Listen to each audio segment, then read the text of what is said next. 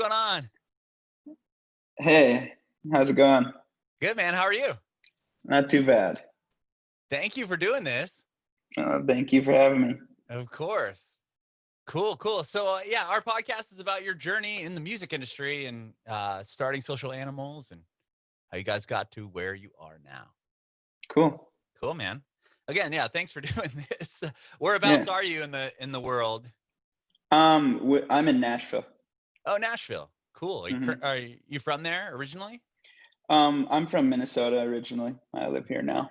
Okay. Tell me about growing up in Minnesota. I grew up in a really small town called Cloquet, Minnesota. It's pretty far north, and there's nothing there. There's a Frank Lloyd Wright gas station, I guess, that he made. Other than that, there's nothing. Not much. No, 11,000 people. 7,000? 11,000. Oh, 11,000. Same difference. Yeah, tiny.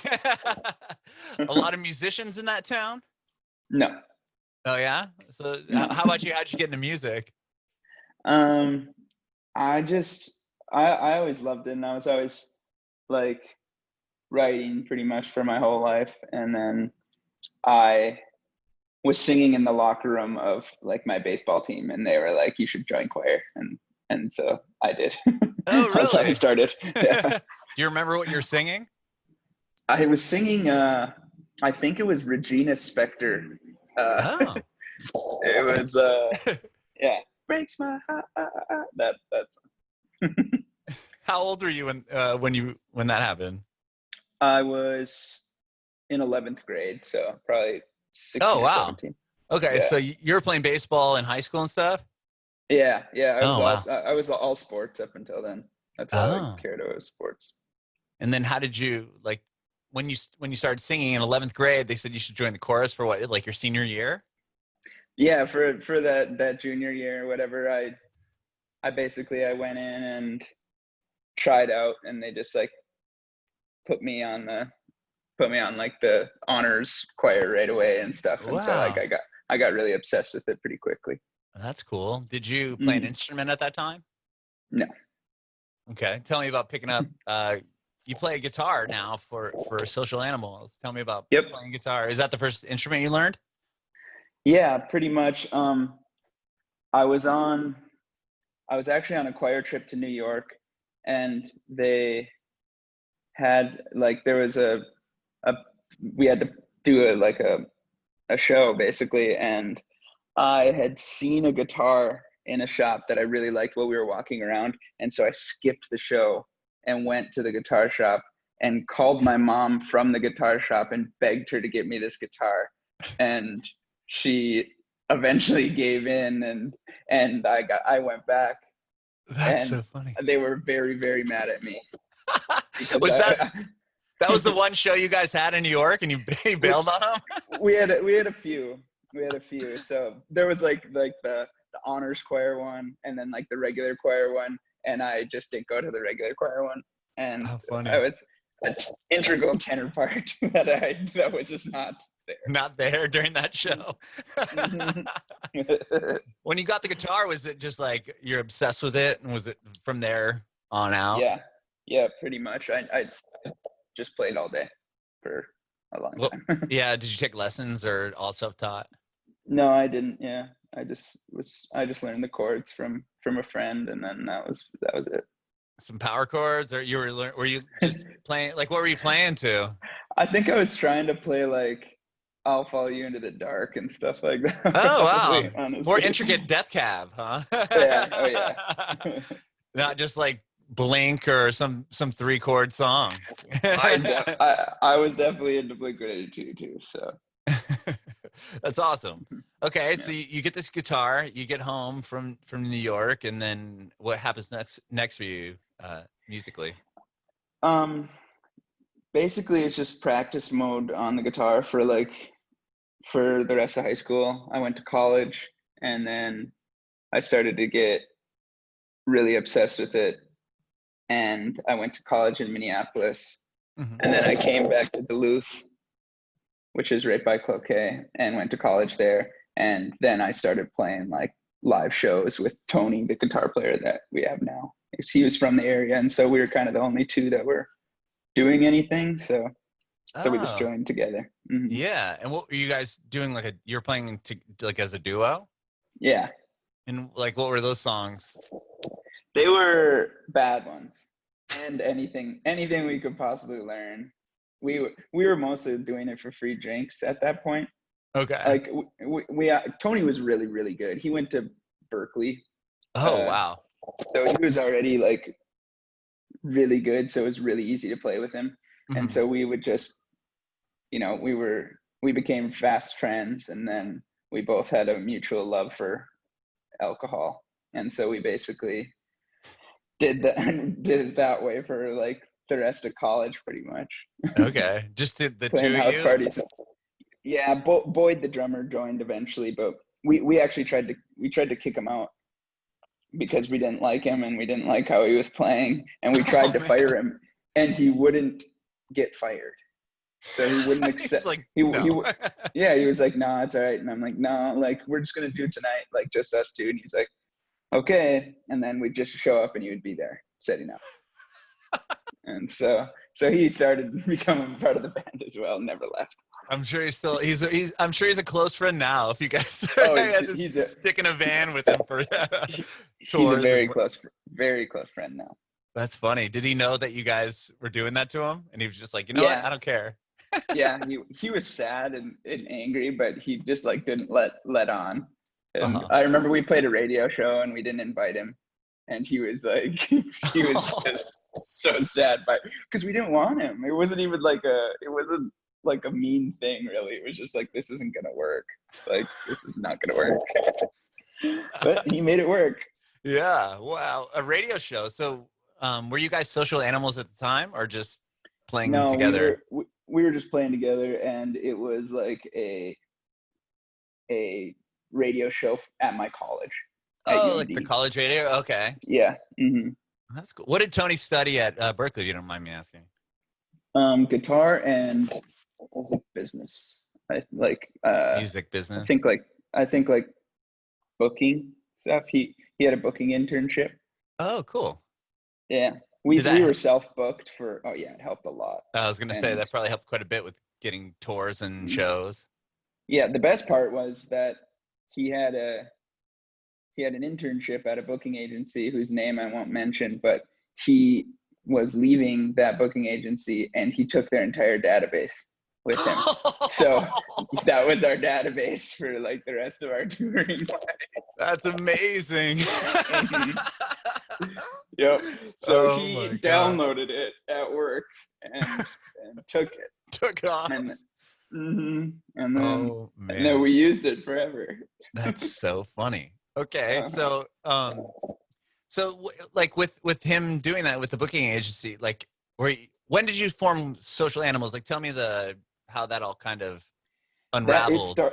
it started in Duluth, and I was, at this point, I'd already gone down to Nashville once. There was a producer that wanted to do just to work with me in general, which was enough like seriousness for me to be like, this is what I'm going to do this now. I'm going to give this like a serious shot if I Okay, can. was that the first like moment that you decided like you wanted to take music super seriously?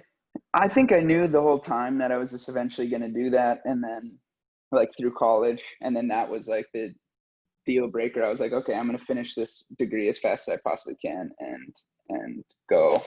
And Did you get a degree in music? I got a degree in English. Oh, so yeah, that helps, I'm sure, quite a bit with writing lyrics and yep, songs. definitely. Mm-hmm. And so at that point, we gathered a semi good following. We'd sell out venues and stuff in northern Minnesota, and then. But this wasn't Social Animals yet. It was partially that. I think we were coming up with the name at that point. Okay, and you were just playing a lot around that area. Yeah, exactly. And then I basically asked everybody like, hey, I want to move out of here because I think in order to give this the best shot we can, we have to tour like the whole country, and we have to get away from our friends and family so we don't have excuses to not be practicing. And everybody was like, all right, let's do it. And so we packed up all our stuff and moved to Portland, Oregon, as far as we could possibly get away from Minnesota. And oh my gosh, just started like having a strict regimen of practicing in the morning every day, like every single day we were there. Otherwise we were touring and playing. Oh, wow. And so we did that for like a year and a half before somebody took notice, basically. Mm-hmm. So tell me about, okay, you're talking about going down to Nashville. That was prior to moving to Portland? Yep. Okay. And how did you get in contact with that producer, and what came of that? It was somebody from Cloquet, or somebody from the area from where I grew up and had connections there or something, and they heard us play and they were like, no, you really need to meet this guy. And I was like, whatever. Like, I had no idea what I was doing. I was 17 or something. So Sure. I was like just excited about the opportunity. And so I went down there with my mom. Yeah. We recorded at Ocean Way Studios. So it was like a pretty cool recording experience for like my first time. And what did you record? Some of your own stuff, or did the producer kind of help you write a new song? No, I recorded all my own stuff, and yeah, it just sounds like, it sounds like indie songs, but played by all country players, because that's what it is. And so yeah. I don't personally enjoy it, so I would gladly never listen to it again. Did you ever release it? Yeah, it was out there for a little bit. I think all remnants of it may have been taken down. Scrubbed from the internet. Yeah. Was it out as Social Animals, or was it out under name? It was out as Deidre Clark. Okay. For a bit, yeah. Right on. That's cool. Okay, so you get back, you're 17, you're going down to Nashville, and then that wasn't for you. You said it was kind of an indie country rock sound and you just weren't feeling it. Is that kind of what happened? Yeah, okay. Basically. It was going to be impossible for me to make money here with the music that I wanted to do anyways. Because it was just, there's no market for it, especially at that time. Now there's more of a rock scene and stuff.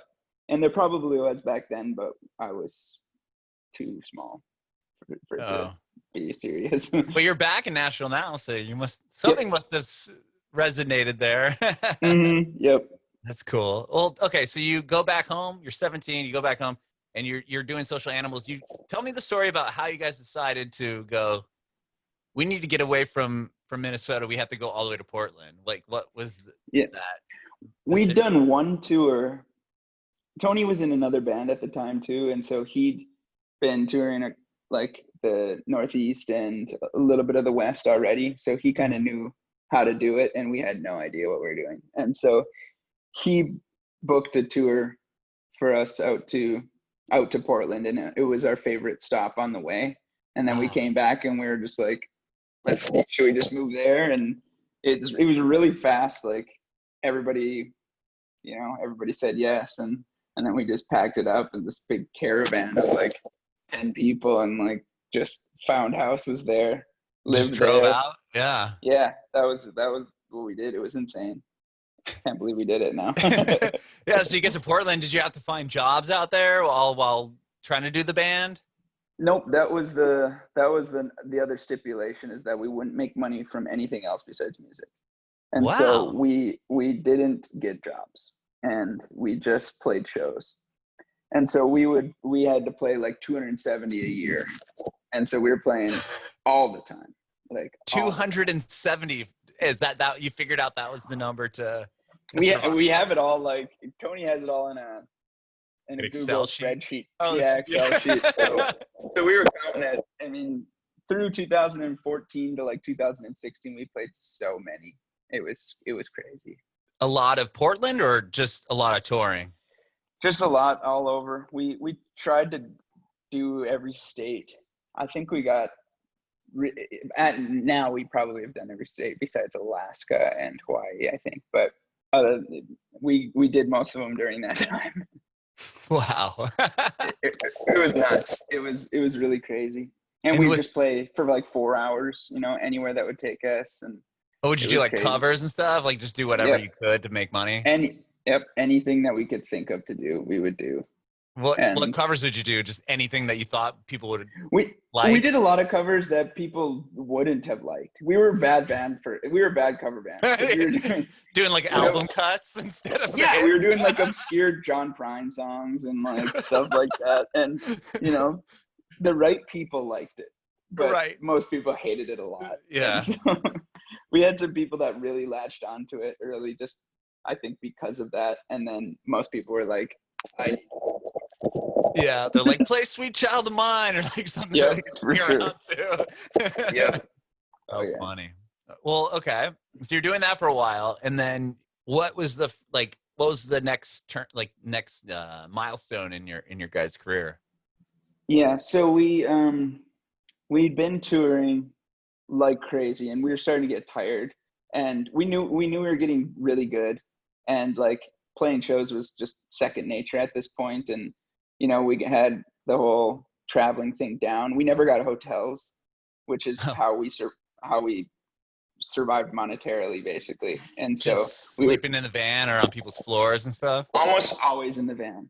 For like the first year, we made another rule to say yes to everything, just so we could like get some stories and have this time of our life, try to make the most of it. And Right. so we would say yes to anyone that like offered us a place and stuff.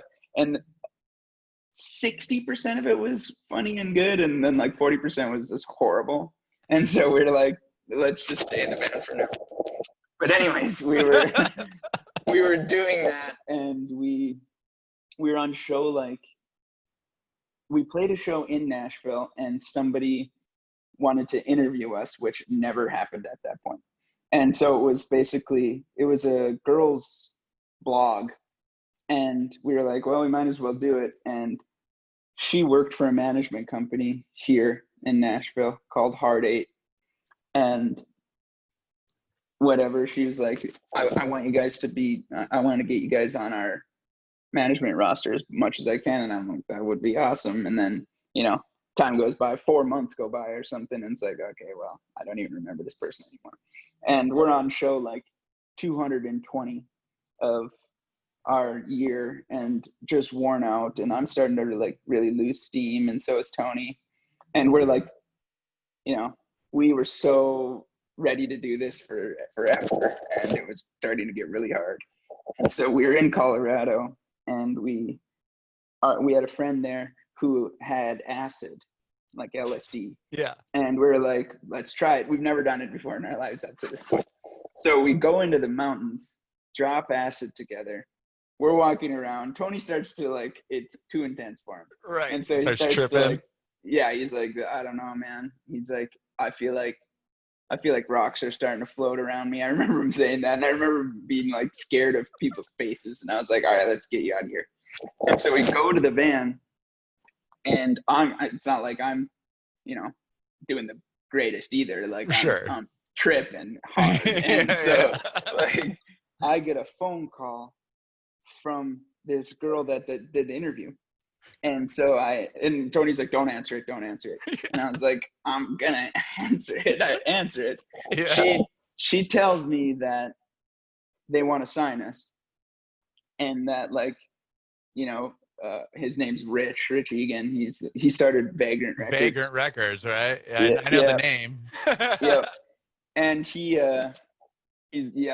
wants to sign you or whatever. And I was like, I had no idea like what was real and fake at this moment, so I was just like, that sounds cool. Like I first of all, I didn't believe it was happening like in general because I was on LSD. And then I didn't believe it was happening just because it seemed like that's not gonna happen. Yeah. And Tony's like he's having a very hard time. So I get off the phone right away just to talk to him, and like I'm giving him my headphones to listen to music and stuff. And she goes back to Rich, and she's like, he doesn't even give a shit. Like he wasn't excited at all. Like I think they might have a bunch of other offers. And so they thought that we were like not interested in them. So they bought us plane tickets the next day, all of us, to fly down to Nashville and take us out on like this extravagant dinner. Try to wine and dine you. Where they rented out like the whole back room of this place called Kane Prime in town. They rented out the back room and had like we have to spend this much money, so order as much as you possibly can. And so we're just like, this has never happened to us before, obviously. So we're like, we were already like gonna sign before we walked in the door. Right. Just like, we talked it over and stuff that we did, and we're still with them. But that was the next really big stepping stone for us. Wow. Because they are, you know, legit, and we hadn't Yeah. done anything like, and that's how we got like with Paradigm booking agency, and you know, eventually this label. Oh But yeah, you're on Rise now, right? Rise. Yep. Rad. Okay. Well, Hmm. so when they signed you to Heart 8, he didn't try to get you when he didn't try to pitch you for Vagrant, or was he doing Vagrant at the time? He wasn't involved in Vagrant anymore. Oh, So, okay. yep. He was thinking about starting his own label. We weren't sure. We got along really well, and we had very similar music tastes and very similar outlooks on how the release should go and everything like that. And so it felt right off the bat. And he's crazy, I'm crazy, so it just, you know, it was great. It worked out. Okay. So you go to Nashville, they're wine and dining you. That's hilarious. I'm sure they know the story that you. Oh, Rich knows. Rich knows off. now, but I took it. It was like a year before I told him though. Like, by the way, remember when you spent all that money? You really didn't have to do that. Yeah, you could have just waited till I came down. But. How funny. Okay. Yeah. And then, so after signing that deal, what happened next? Then we still had our place in Portland, and so I was like, we got to move there, you know.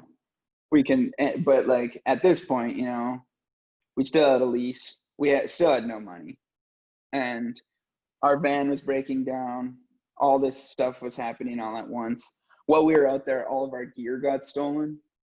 In Nashville? No, in Portland. In Portland. Like, sorry. Yeah, 15 grand worth of gear, which was, you know, everything that we had. Yeah. And so it all got stolen. After like a 40-day tour, we got back and we were so tired, we just went to bed and we woke up and it was all gone. Like they broke the lock and stuff. It was so bad.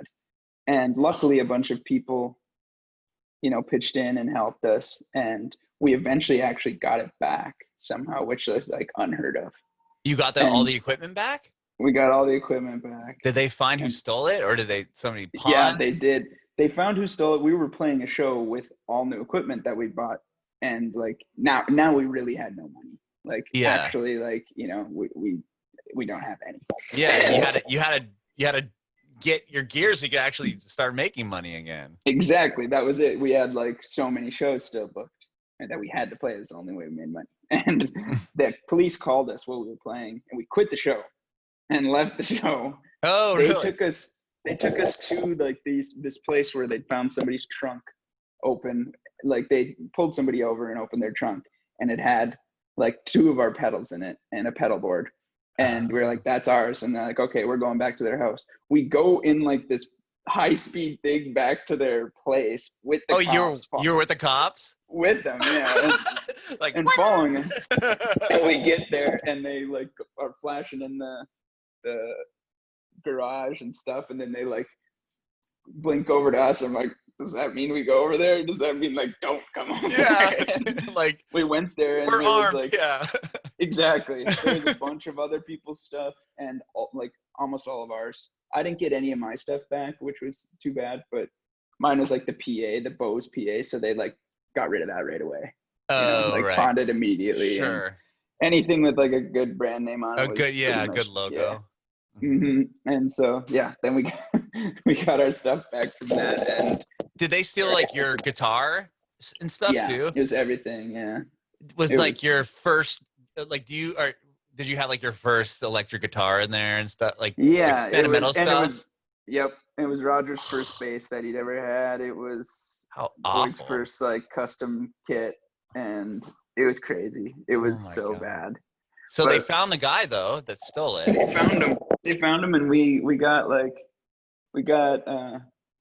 there was a court case. We had to go fly back out there for the court case and stuff, because like over a certain amount of money is like it's a grand theft. Yeah, it's grand theft. So yeah, so it was crazy. Did you get to watch him get sentenced and stuff?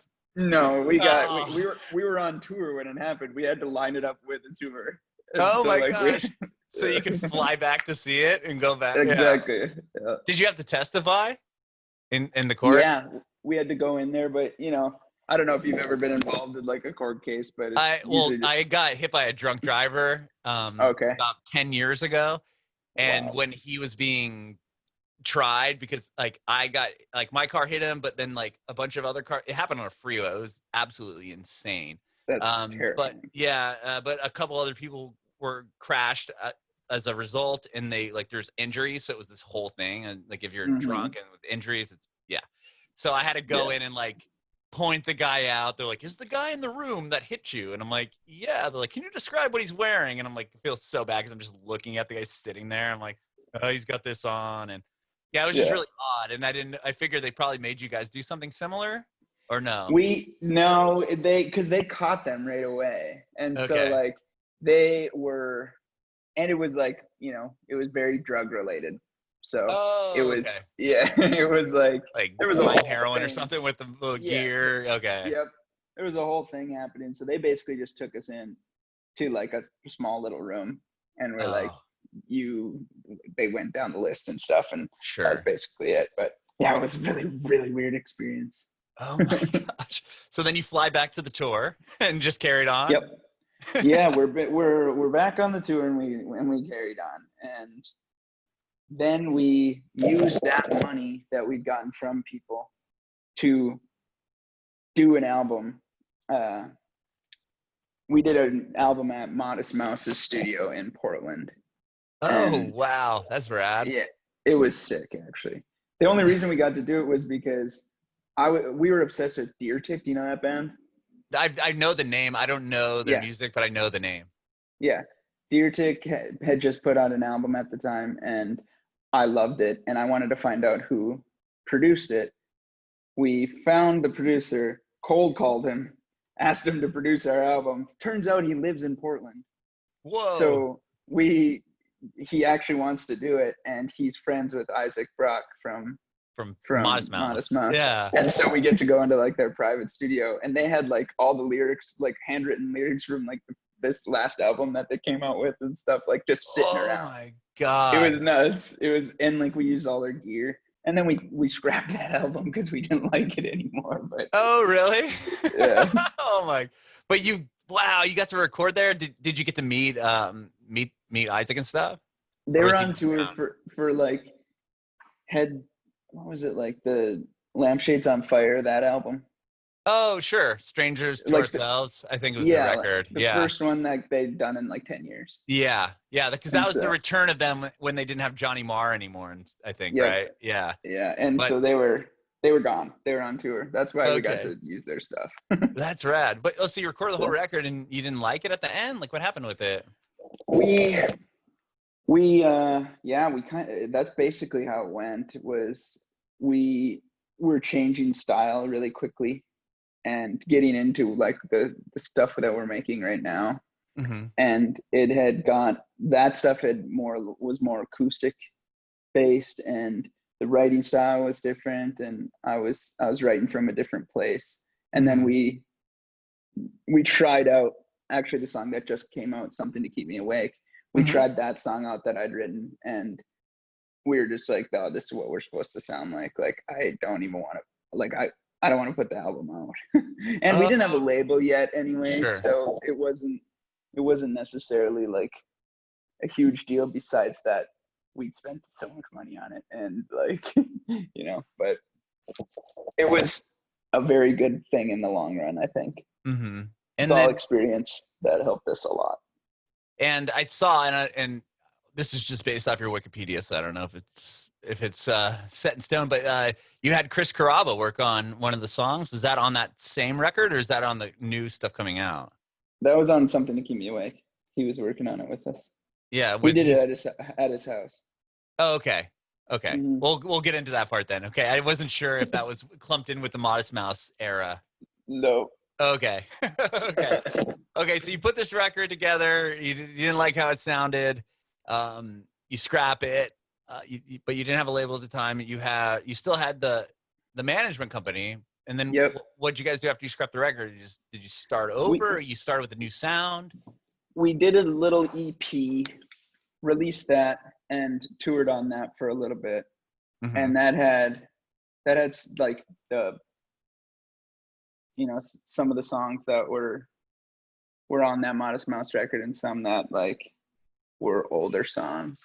Okay. And we just put those out like as a something to tour on, basically. And Mhm. I ended up scrapping that too, but that was before. It was before we got signed and everything. Still, Okay. but it was. So you toured that, and well, how did you guys get signed, and how did that relationship start?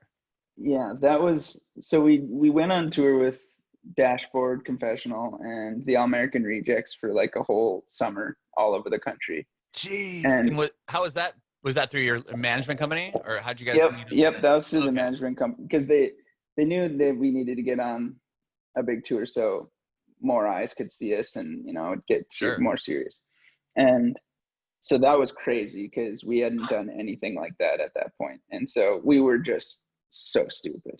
We had no idea what we were doing. Like, you don't even know how to like plug stuff in on stages like that when you're Right. coming Well, from if you're going where we came from, from. yeah, if you're going from more like these little DIY clubs, and now you're probably playing theaters to Oh, like, at least 1,000 people, if not more, every night.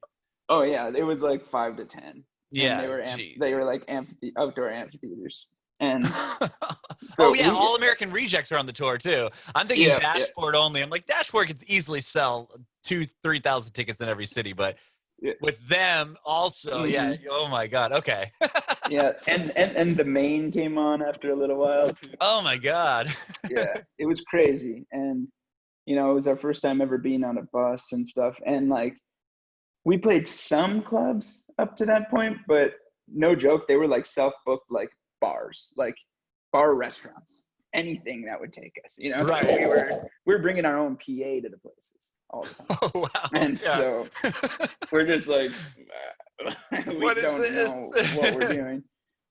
And that was a huge learning experience for us. And we learned, I mean, they helped us so much too. And Chris became a mentor, and, uh, Tyson was super cool and helped. I learned a lot from him too. And so that was when we got onto the level of like, okay, we kind of know what we're doing now at least. And before that, Right. it was shot and It was like, yeah, it was probably a really quick learning experience. Like, oh yeah. okay, hurry up and figure it out. Exactly. And like be nice to everybody, and like Right. don't say anything dumb into the mic, and like because these things happen, and I was like very known for doing that at the time. Be cautious what you say. Yep.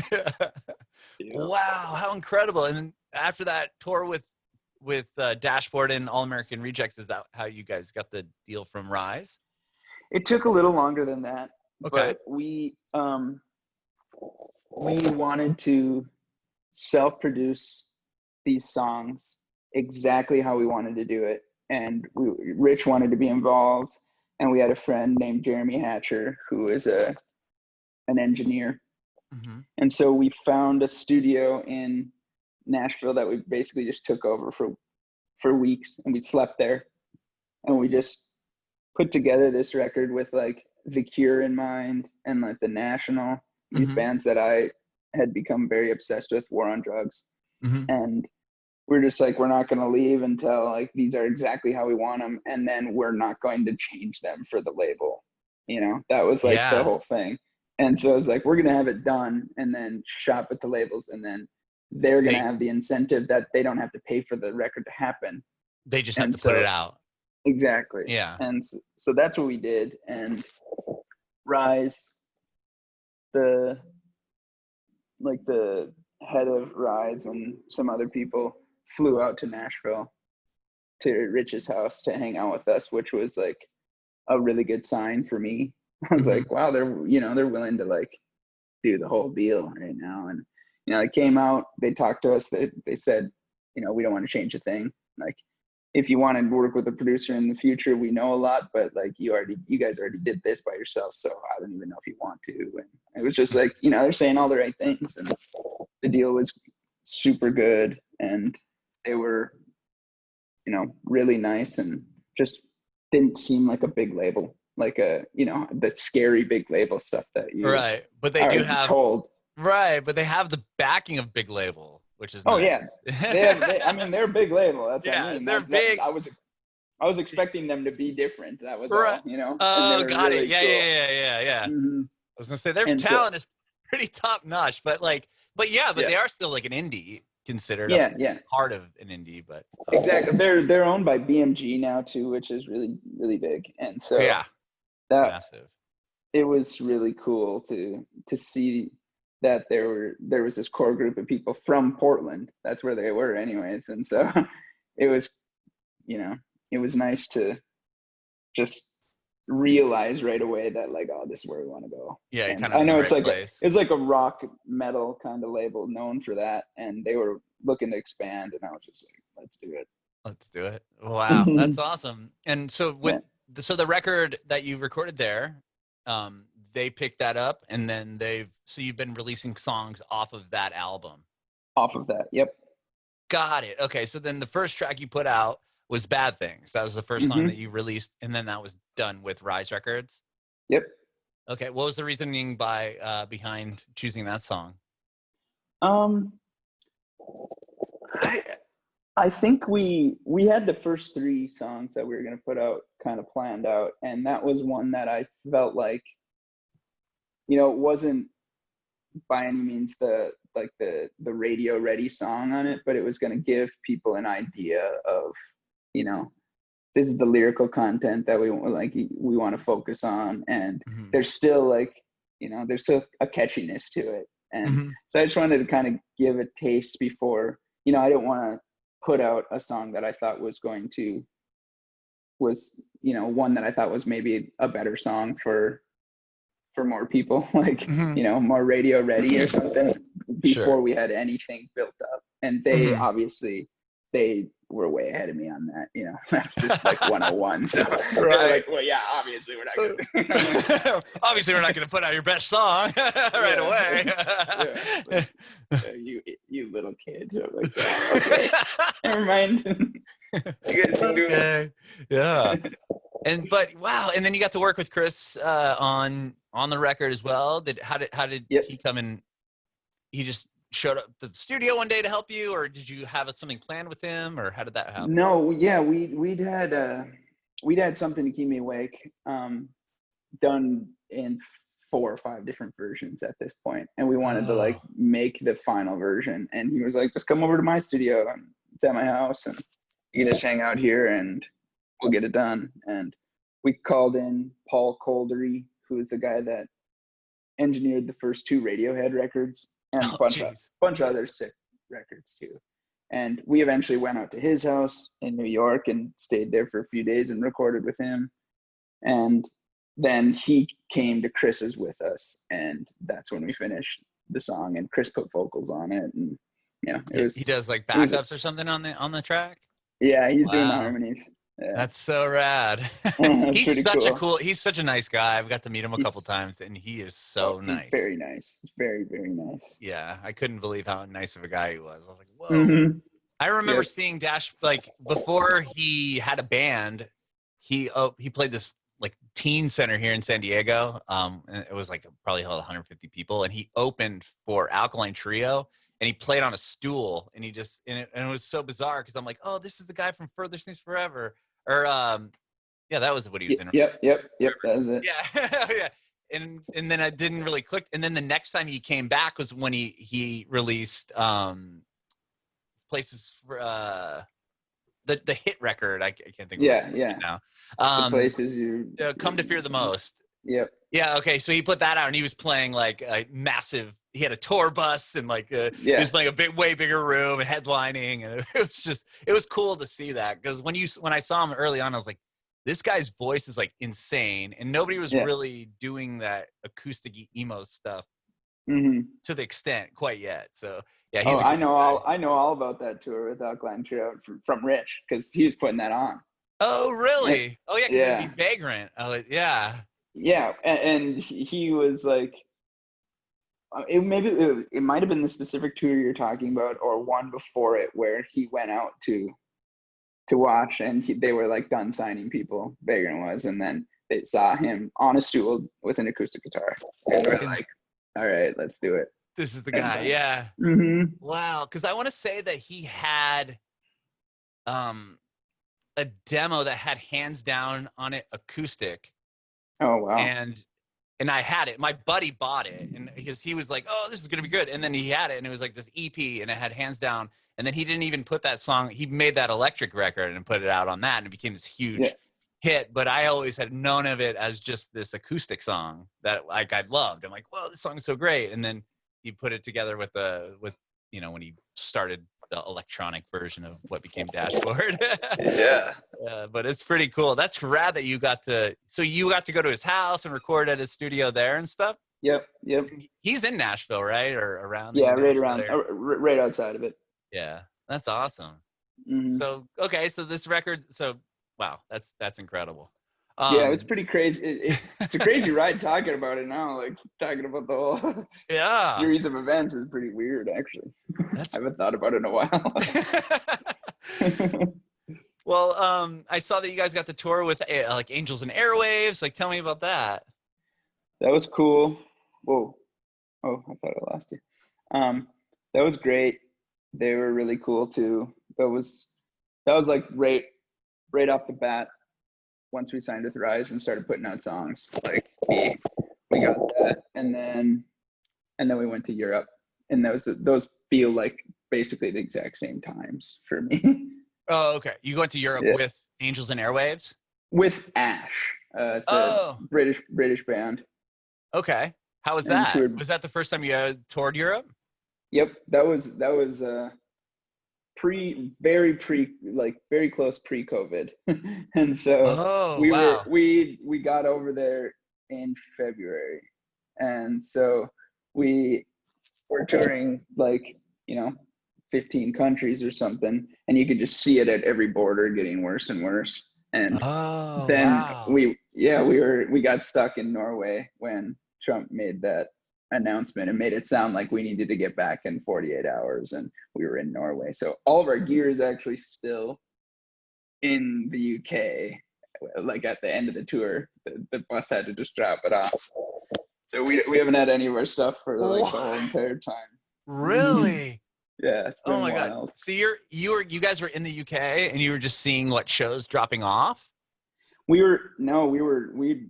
had played 15 shows, maybe more. And we were in Norway. We played the show in Norway, and the Norwegian, the national Norwegian news was there because nobody was doing a show, and you weren't supposed to. So people were, I was like, it was clearly getting really serious, and it just was happening day by day, quicker and quicker. And I was basically tour managing. We didn't have another person. So I was just sitting in there with the guys, and I was like, we're going to, tour's over. There's no way this is going to keep happening. And they're like, you really think so? And I was like, I think we might get stuck here. I'm not trying to freak you guys out, but we might get stuck. And I have no idea what we're going to do if that happens. And they're like, okay, well, anyways, we leave. I go to sleep. I wake up, my brother's doing camera work for us, my younger brother, and he's scared to wake me up. He thinks I'm gonna be mad at him or something or whatever. Yeah. Shakes me awake. It's 2:30 a.m. and he's like, "Hey, I think we have to get back to the U.S." And I was like, "What?"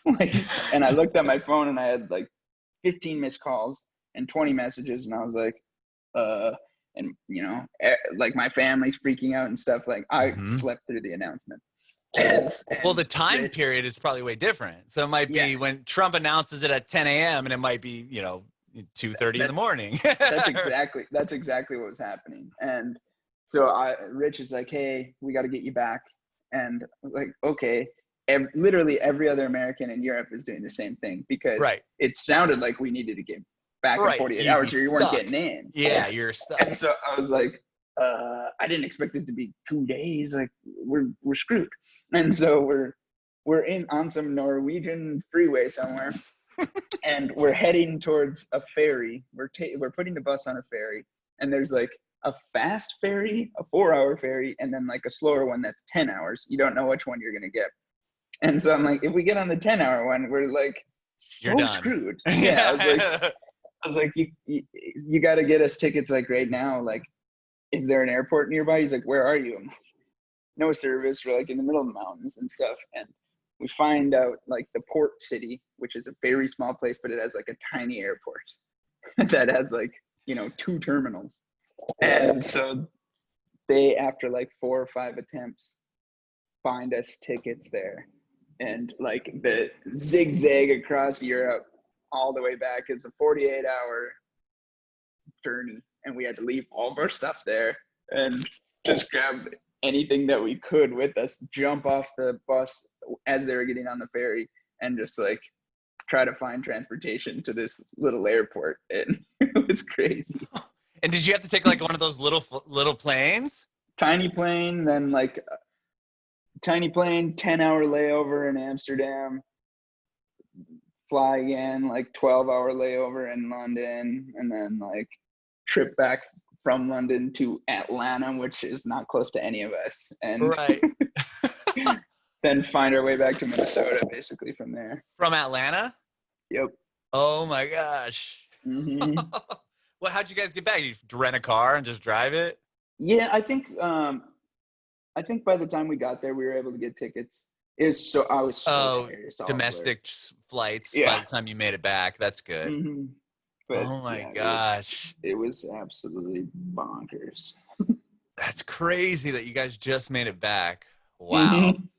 Yeah, Yep. I've talked to a few artists who were like you guys were on tour during, when it started happening, but they were a lot of them were in the US, and then it was like they'd be halfway across the country when the shows started dropping off, and it's like, well, I guess I have to drive around and drive back now. That sucks, but you're trying to get out of like Europe. Like that's insane. Yeah. It was like, I was like, of course this happens. Like right. classic social animals. That's exactly what's happening. We're releasing an album at literally the worst time in the last 100 years. The last time I was bad enough to release this was like when the Spanish flu was happening. Right. like this is so classic. Oh my gosh. Did you guys think about holding the record, or?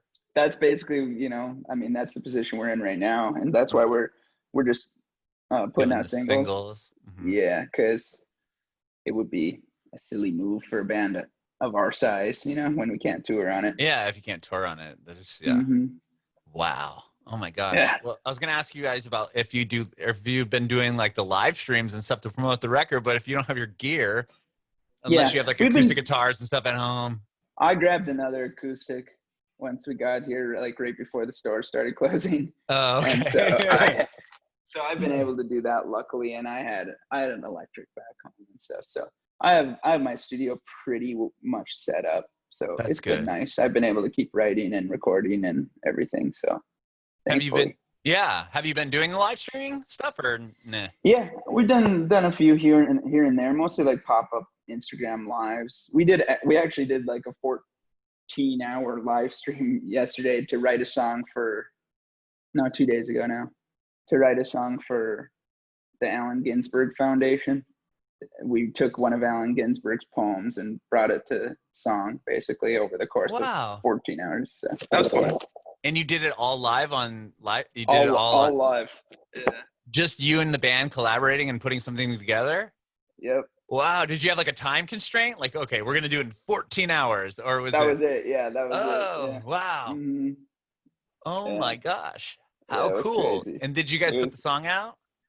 When it's done, or is it recording and it's waiting? It's like in full demo stage right now, but it's up on, I think, Tony's SoundCloud or something. Yeah, we just hung out and I just, we streamed like Super Smash Brothers for like half of it, but it's really fun. That's rad. Yeah. Oh my gosh, that's crazy. Yeah, it was nuts. Wow, man. Well, thank you so much for chatting with me today. You've had quite the journey. Jeez. It was super fun. Thanks. Yeah. I, like I said, I hadn't thought about it in a long time. It's cool to remember it. Yeah, it's so rad. What a story, man. Well, again, I really appreciate it. I have one more question for you. Sure. I want to know if you have any advice for aspiring artists. For aspiring artists, like typically I would say, start touring. But right now that's not a super good thing to do. Yeah. And so I would say just like, I don't know, try to learn how to record, because like that helps so much. Like the fact that GarageBand was a thing right when I started, like changed. I'm sure this was the same for a lot of artists, but it like changed the way that I learned how to do things. And like when you can record yourself and you have to listen back to how horrible you are, it really makes you like try to think of how to not be horrible in different ways than like if you're just singing in your room and you're high, you're like, I'm pretty good actually. Like I'm once you listen awesome. back, you're like, I am so bad and like I never want to play again. But once you get over that, which you never will, it'll be fun. Bringing it backward.